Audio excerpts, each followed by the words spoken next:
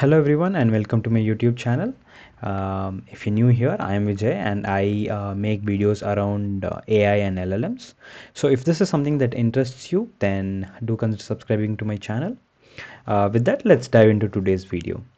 So this is a playlist where I go through the various prompting techniques.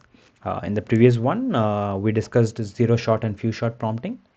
Today we'll discuss chain of thought prompting, and this is an extension to the previous one, so I encourage you to check out the video where we discussed both of them in detail with specific examples. But nonetheless, as a quick recap, zero shot prompting involves a simple prompt uh, that's passed down to the language model, and because these models are trained on large quantities of data, it can perform the specific task even if it was not explicitly trained to do that, or even without showing it any specific examples, right? And a good use case of this is maybe sentiment analysis. You could just pass on an example and it would classify it as positive, negative, or neutral, even if it was not specifically trained for this use case.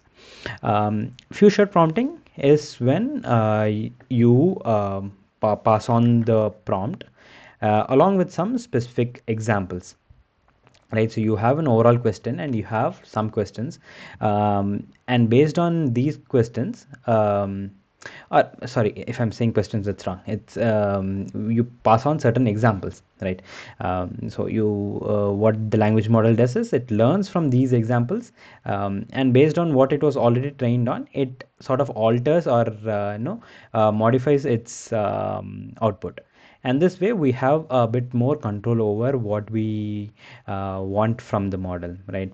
Maybe we want to extract specific details from a large paragraph, and a basic instruction may not do justice, so we pass some examples and the LLM learns from this. So this is fine, but going to chain of thought prompting, this is specifically useful when the prompt, or when the sort of question, right, involves more than one sub question, or let's phrase it as when the question has more than one subtask, right? And in most of the cases, these subtasks are sort of dependent on each other. And right, so let's look at an example, right? Now this is a reasoning question. It says Liam planted 4 rows of tomato plants. Each row has 3 plants. After a week, 3 plants in each row died. How many healthy plants are left? So as a human, how would you approach this? Liam planted 4 rows of tomato plants and each row has 6 plants. So let's say this is sort of one question, right? So what you do is 4 rows of tomato plants and 6 plants each, so that's 24. Then you go to the next bit question, part of the question. It says after a week, 3 plants in each row, right? So this would be sort of the next part of the question that you try to answer. So 3 into in each row, right? And this information comes from the previous question, right? You see how these two are interrelated. So you find from this, you find out that 18 plants have died, uh, and how many healthy tomato plants are left. So what you do is you go back to these questions, 24 minus 18, and that would be 6. Yeah, so I just realized we made a mistake here. So 3 plants in each row, right? And we have 4 rows, right? So this is what is needed here. So this would be 3 into 4, that would be 12, and 24 minus 12 would be 12 again. So anyway, what the point I'm trying to make here is that this sort of prompting or this sort of question has individual sub questions or subtasks, and each of them has sort of dependency on the other, right? So in such a case, what this particular paper, right, the large language models are zero shot reasoners, this was released like 3 years ago in 2022, I guess. So what they did was, what they realized, or like what they found was, when you go for a zero shot prompting in and just pass on the question straight away, we realize that it's not good at prompting, not good at no reasoning exactly.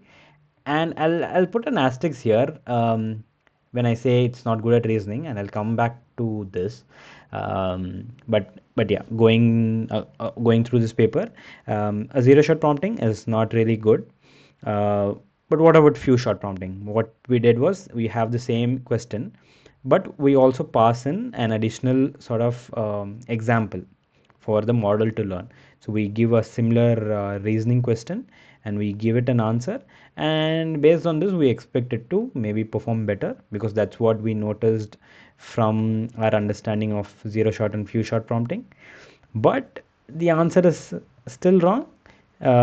It's just not able to sort of understand what's going on. So, and this is where chain of thought comes in, right?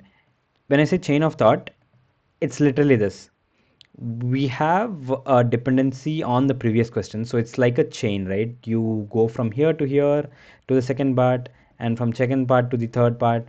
So there is a bit of thought process that goes into this in specific parts, and that's what happens in zero shot chain of thought. What you do is you literally pass on the same question and add a line saying let's think step by step, right?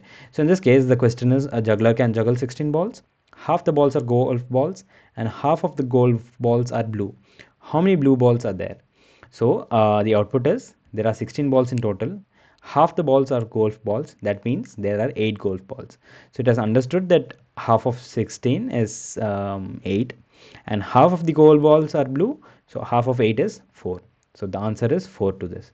So see how adding just a bit of additional instruction helps us get to the right answer. And of course you can also go to a few short chain of thought, and this is because language models can be inherently not so good at reasoning. And when I say this again, I put an asterisk here because I'll come to this in a bit of time. So because it's not so good at reasoning, sometimes what you can do is you can break it down on its own, right? Similar few short prompting, instead of giving the final answer, what we can do is we can break it down. So for this particular example, we can say whatever, break it down into specific subsets of or specific substeps for the model to learn. And now when you pass on the actual question, it knows that okay, for the given question, it needs to go one step at a time, and that's how it arrives at the answer. Now the advantage with this is that it's simple. You just need to add one line here, but the issue is that models can be um, uh, language models uh, can be inherently not so good at reasoning, right? Not so good at reasoning. So that's the issue with this. Here the sort of advantage is that you're giving it specific instructions, so you can expect it to do better at reasoning. But the sort of drawback here is that it's manual work, right? So it's time consuming for the user to break down each example uh, into specific sub questions. So this is one shot, right? You gave one example. What if there were like 3 or 5 examples? You have to break down each of them. So that's a bit of process here. uh, and there's another paper actually where it involves something called as auto shot prompting, sorry, auto chain of thought, right? So it sort of takes in the advantage of these two and works on that. That's a bit of a complex one. Maybe it's for another day.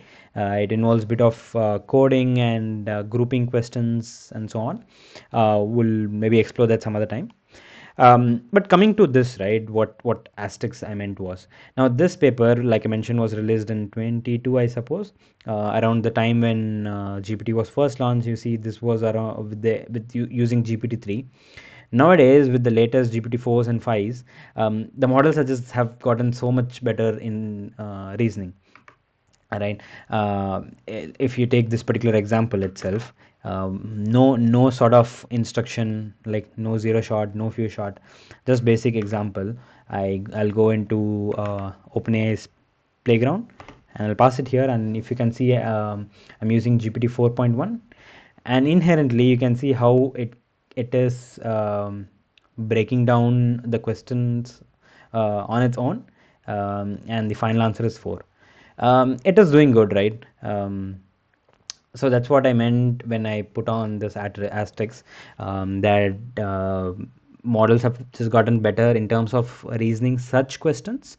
Um, but nonetheless, when I speak of chain of thought, right, it is not always for reasoning. It's for those tasks, like I mentioned earlier, which involves multiple sub questions or multiple subtasks that is dependent upon each other. And and if you've seen my channel, the first few videos are around a project called Text to SQL, and I just wanted to show this particular example in one of the steps, right? This involved sub question column selector.